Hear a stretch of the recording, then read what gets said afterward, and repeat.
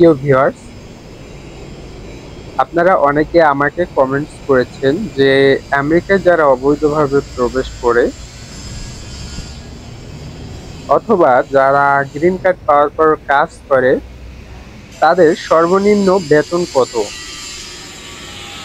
তারা সর্বনিম্ন কত স্যালারি পায় এবং আমেরিকার থাকার খরচ কেমন এবং ইনকাম কিরকম।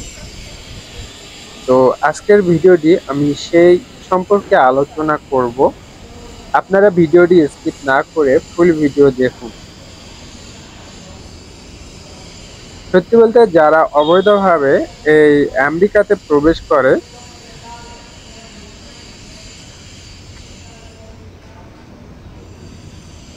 তারা ডিটেনশন সেন্টার থেকে বের হওয়ার পর অথবা যারা ট্যুরিস্টে এন্ট্রি করার পর তারা ভিসা ক্যাটাগরি চেঞ্জ করে কাজ করতে পারে।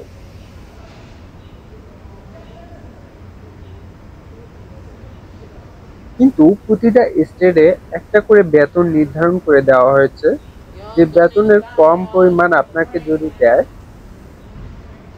বা পার ঘন্টায় যেটি নির্ধারণ করা হয়েছে সেই ঘন্টার যদি কম দেয় সেক্ষেত্রে আপনি আইনানুগ ব্যবস্থা নিতে পারবেন।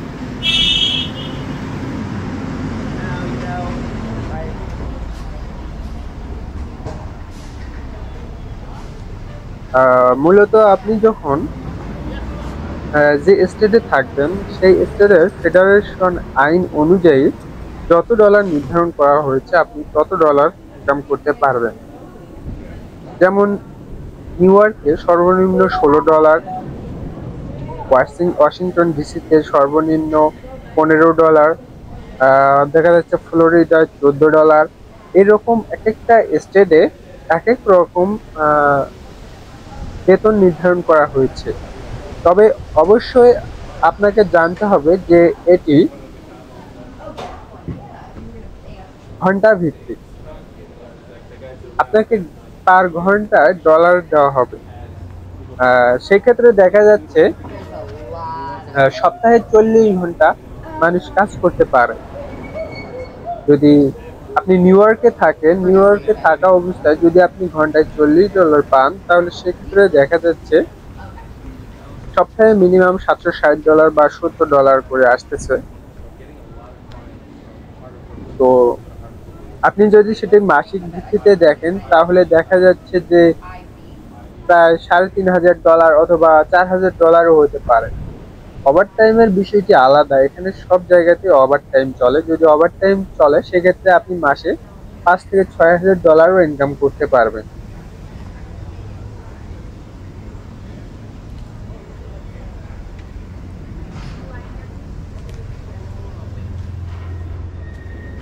এখানে যদি আমি আমার কথা বলি তাহলে আমি মিনিমাম সপ্তাহে $4000 ইনকাম করি, প্রায় বাংলাদেশি 4.5 লাখ টাকার মতো।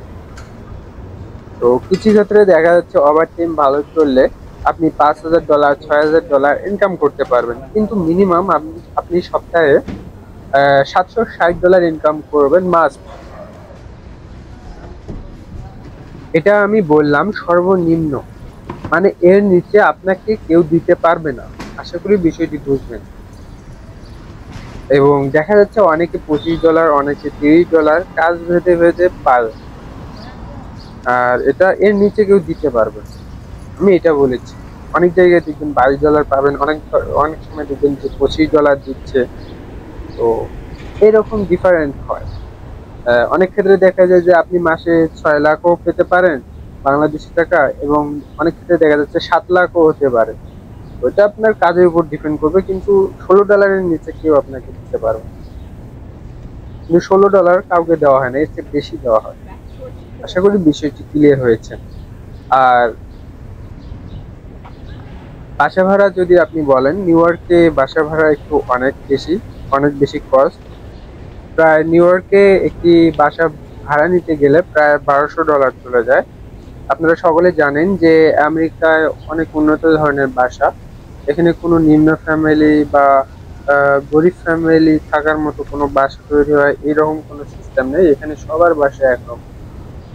তো এখানে ধনী গরিব যাই থাকুক না কেন আপনাকে সেম বাসা নিতে হবে। তো যার কারণে কস্টটা বেশি। এটাতে আপনার পানি বিল, গ্যাস বিল সবকিছু পড়ে যায়, টোটাল আর কি 1200 টাকা খরচ পড়বে। এটা তেমন একটা বেশি না। দ্বিতীয়ত দেখা যাচ্ছে আপনার খাওয়া দাওয়া আপনার ওদিকে প্রায় 1000 বা $1500 চলে যাবে। আপনি যদি গরিব হালে চলেন সেক্ষেত্রে $1000 তো মাসলি যাবে। যদি দেখা যাচ্ছে একটু আপনার খরচা বেশি হয়ে থাকে সেক্ষেত্রে সর্বোচ্চ $1500 আপনি চলতে পারবেন, কোনো সমস্যা নেই।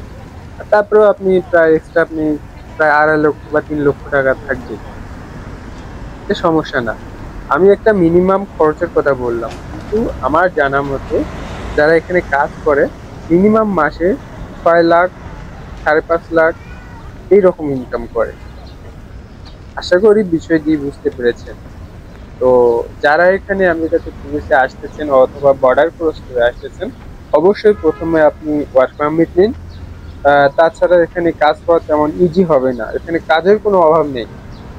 আপনার যদি বৈধ ডকুমেন্ট থাকে এখানে কাজের কোনো অভাব নেই, কিন্তু আপনার যদি বৈধ কাগজ না থাকে সেক্ষেত্রে কাজ পাওয়া কঠিন হবে।